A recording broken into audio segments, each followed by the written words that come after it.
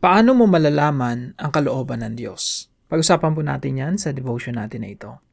Magandang araw po sa bawat isa sa inyo. Welcome back to our 365 Daily Devotions Seminary Edition. Binabati ko muna si La Marilu Tumaliwan, Ronald Benaventura, and Grama Villamor. Maraming salamat po sa inyong pagsuporta dito sa ating channel.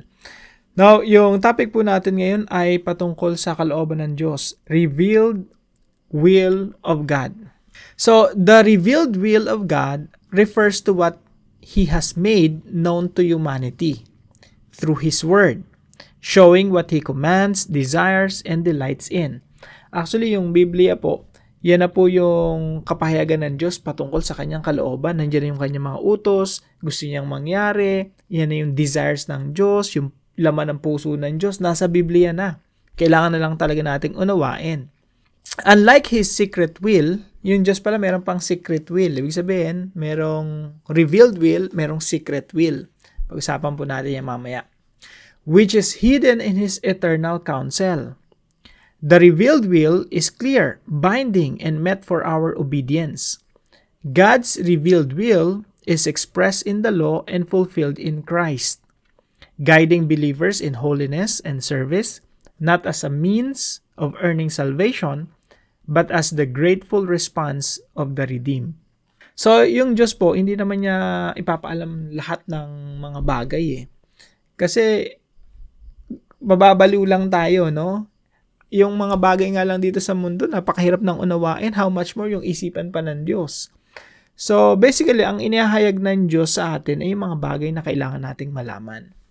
Now, sabi po dito sa Deuteronomy chapter 29:29, the secret things belong to the Lord our God. May mga bagay na sekreto lang at Diyos lang yung nakakaalam, na baka pag ipaalam niya pa sa atin, hindi natin maintindihan or hindi natin, kasi isipan ng Diyos yun eh. Isipin niyo para lang tayong mga langgam, tapos uunawain mo yung isipan ng mga tao. Yung mga langgam dyan, minsan nakikita mo yung pagkain nila langgam, parang ganun lang tayo eh. Tapos iisipin mo yung isipan ng mga tao na humaharap sa computer, nagsusulat ng mga libro, nagdi-devotion. You know, sobrang complex ng isipan ng tao. Kung ikukumpara mo sa langgam, langgam lang tayo. Yung Diyos natin, mas hindi natin maaarok yung kanyang kaisipan. So, meron mga secret things. Ay, yung para lang po sa Diyos yun. The secret things belong to the Lord our God. But the things revealed belong to us and to our children forever, that we may follow all the words of this law. Ang mga bagay na lihim ay para sa Panginoon nating Diyos. Ngunit ang mga bagay na hayag ay para sa atin at sa ating mga anak magpakailanman, upang ating magawa ang lahat ng mga salita ng kautusang ito. Ito po yung ilan sa mga katuruan natin ngayong araw. Number 1, God has revealed everything we need to know. Ayan na po. I-settle na po natin yan, no? Ang lahat ng mga bagay na dapat nating malaman ay hindi sa atin pinagkait ng Diyos. Sa halip, inihayag, revealed. Kaya po, pag binasa niyo yung Biblia, yan yung eksaktong gusto ng Diyos na malaman mo. Yung Biblia po, it's all about the Lord Jesus Christ, and God wants you to know who Jesus is. Gusto ng Diyos na lumalim tayo sa relasyon sa ating Panginoong Jesucristo. Gusto ng Panginoon na magkaroon tayo ng malalim na relasyon sa Kanya, makipag-fellowship sa Kanya, makipagdiig sa Kanya, makipag-usap sa Kanya, makipagkwentuhan, manalangin. At yung revealed word, yung Biblia, yun na yung revealed will of God, revealed word. Nandiyan na po yung plano ng Diyos. Minsan po kasi gusto pa natin na kakausapin pa tayo ng Diyos, tapos magkakaroon pa tayo ng sariling revelation, no? Minsan may ganun tayong mentality na alam niyo po, pang immature po yun, sa totoo lang, na gusto natin marinig pa yung audible voice of God na inihahayag sa atin yung kanyang mga salita na para bang sa panahon nila Moses, no? Na kinakausap talaga sila ng Diyos. Ako po nagpapasalamat ako kasi hindi na ganun kumilos ang Diyos ngayon. Otherwise, may lalapit sa akin at sasabihin sa akin ng isang tao na, oy Russell, ito ang kalooban ng Diyos, ito yung sinabi ng Diyos sa akin, kailangan mo sundin to. So ako, may hirapan, mag-struggle ako. Teka, sa Diyos ba talaga galing yan? Eh ngayon po, ang maganda, ginawa ng Diyos, may Biblia na. lahat ng sasabihin ng tao, pwede ko nang i-check sa Bible.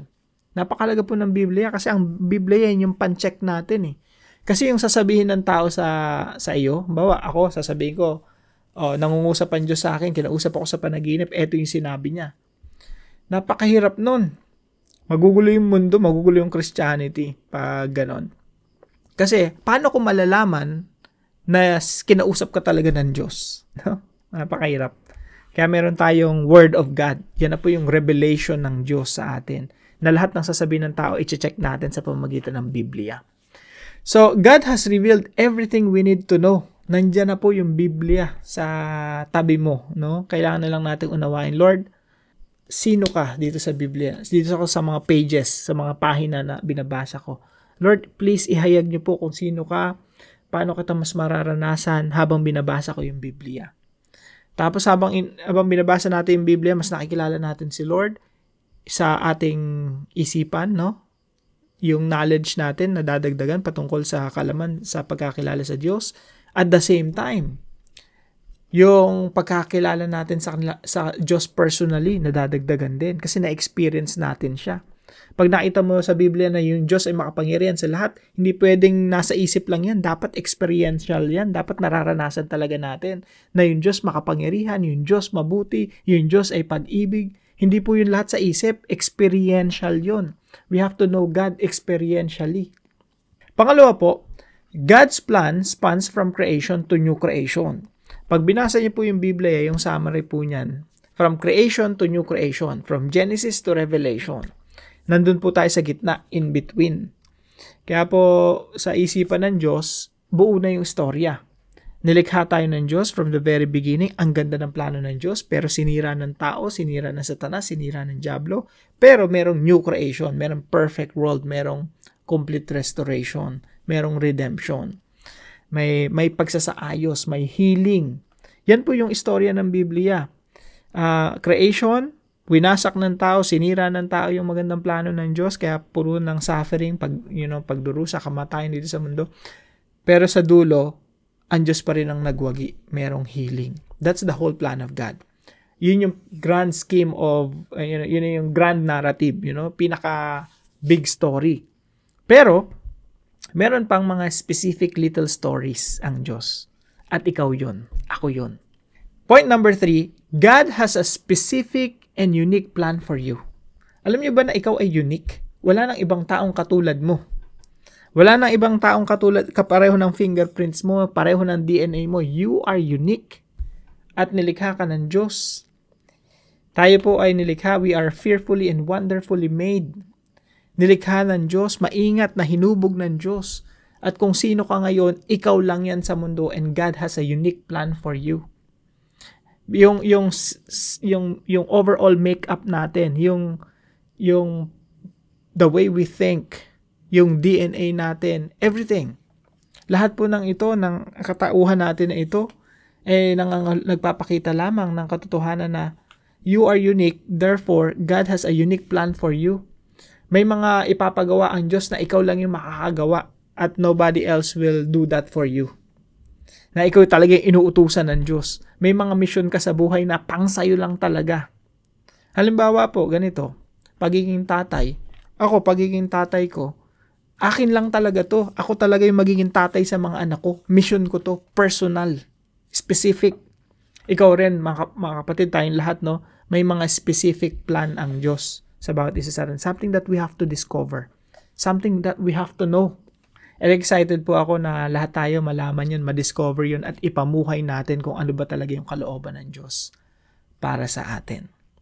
Kaya po, wag po tayong hihiwalay sa Diyos. Wag tayong mag-backslide, wag tayong tatalikod sa Diyos. Kasi sa Diyos, matutuklasan natin kung ano yung plano niya para sa atin. Now, paano po natin to i-apply sa ating mga buhay? Number 1, how can I know God's will? Paano natin malalaman ang kalooban ng Diyos? Number 1, read the Bible, for it is God's revealed truth, commands, and will. Wag na po tayong mag-isip pa na mananaginip tayo tapos kakausapin tayo ni Lord, no? Andiyan na yung Bible. Yan yung pangungusap ng Diyos sa atin. Diyan mo na matutuklasan ano yung utos ng Diyos na dapat mong gawin. ano yung kalooban ng Diyos na dapat mong sundin, ano yung katotohanan dyan, na katotohanan ng Diyos na dapat mong paniwalaan. Nandiyan na lahat. Kompleto na. We just have to read, study. So, read the Bible, for it is God's revealed truth, commands, and will. Sabi nga po sa Psalm 119 verse 105, your word. Isipin niyo po mabuti. Sabi dito, your word, yung salita mo, Diyos, o Diyos, is a lamp for my feet and a light on my path. Yung salita mo, Panginoon, ay ilaw. Anong ibig sabihin nito? Yung ilaw, siya yung magpapakita sa'yo saan ka dadaan. Kapag hindi ka nagbabasa ng salita ng Diyos, you don't know where to go. Blind. Basta nabubuhay lang tayo dito sa mundo without meaning, without purpose. Pero pag nagbabasa ka ng salita ng Diyos, meron kang ilawan sa harapan mo. And you know where to go. You know what to do. You know the will of God. Kaya po sabi dito, your word is a lamp for my feet, a light on my path. Pangalawa po, listen to the Spirit's leading and stay at the center of God's will. Hindi lamang po tayo binigyan ng salita, binigyan pa tayo ng Diyos ng kanyang sariling spirito. Para ang salita ng Diyos at spirito ng Diyos, match na match po yun sa Bible pag inaral niyo mabuti. Kasi yung salita ng Diyos ang siyang ipinapangusap sa atin ng Santong Spirito. At yung Santong Spirito ang magpapaliwanag sa ating isipan upang matuklasan natin ano ba yung kalooban at kagustuhan ng Diyos sa ating mga buhay. Now, when we listen to the Spirit's leading, pag nakikinig tayo sa boses at tinig ng Santong Spirito at sumusunod tayo, dadalhin tayo ng Santong Spirito sa sentro ng kalooban ng Diyos. Hindi ka dadali ng banal na spirito sa kasamaan. Hindi ka dadali ng banal na spirito sa isang sitwasyon na ikapapahamak mo. Sa halip, dadaling ka ng Santong Spirito sa sentro ng kalooban ng Diyos. Kaya para sa ating mga nagtatanong, paano mo malalaman ang kalooban ng Diyos? Mga kapatid, listen to the voice of the Holy Spirit. The Spirit will lead you to God's will. Kahit applicable sa lahat yan. Anong career ang dapat sa'yo? Sinong kalooban ng Diyos para mapangasawa mo? Anong negosyo ang dapat mong pasukin? Sino yung mga dapat mong nakakasalamuha araw-araw, katransaksyon? Everything. Lahat po sakop nito. You have to listen to the voice of the Holy Spirit because the Spirit will lead you to God's will. Pangatlo po, pray continually in every situation to discern God's will. Dapat po lagi tayong nananalangin sa lahat ng pagkakataon, sa lahat ng oras, para mas maging sensitive tayo sa kalooban ng Diyos. Lord, bibiling ka ba itong sasakyan na to?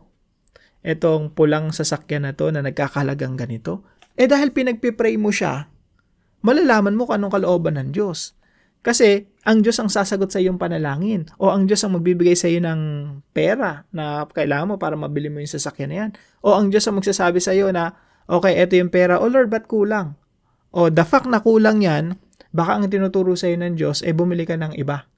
O pag binigyan ka ng Lord ng sobra, o Lord, ba't sobra? Baka gusto ng Diyos masigit pa dyan. When you pray, yung panalangin mo, sinasagot ng Diyos. At kapag sinasagot ng Diyos yung panalangin, malalaman mo kung anong gusto ng Diyos. No? That's why we have to pray all the time. Sabi po ni Apostol Pablo sa 1 Thessalonians chapter 5, verse 16 and 18, rejoice always, pray continually, give thanks in all circumstances, for this is God's will for you in Christ Jesus. Malalaman mo yung kalooban ng Diyos kapag ikaw ay nananalangin continually. Lord, ito ba yung mapapangasawa ko, itong tao na to na nanliligaw sa akin? Ipag-pray mong mabuti. At yung Diyos ang magbibigay sa iyo ng kapayapaan, ng mga kasagutan sa iyong mga panalangin. Lord, linawin niyo po sa akin, ito ba talaga? Kinikilig ako, ang pogi-pogi, matipuno, mayaman, nasa kanya na lahat. Ipakita niyo po sa akin kung siya talaga yung kalooban ninyo. Ang Diyos ang magbubukas ng iyong mata, ng pagliliwanagin ng iyong isipan, at sasabihin sa iyo ng Panginoon, yan yung tamang tao sa iyo. Or, yung tao na yan mali, hindi yan dapat sa iyo. Things like that. Ang Diyos sumasagot ng panalangin. At sa pamamagitan ng panalangin, malalaman mo ang kalooban ng Diyos. Now, para po sa ating discussion, how will you know God's will in your specific situation right now? What is God telling you? Tayo po'y manalangin. Lord, we thank you for not leaving us in the dark. but graciously giving us your word to guide our steps. Teach us to treasure your commands as life-giving and to delight in obeying you. Guard our hearts from selective obedience and grant us the humility to follow you fully. May we walk in your revealed will with joy, trusting that your ways are always good. In Christ's example and through His strength, may we live as people shaped by your truth. In Jesus' name, amen and amen.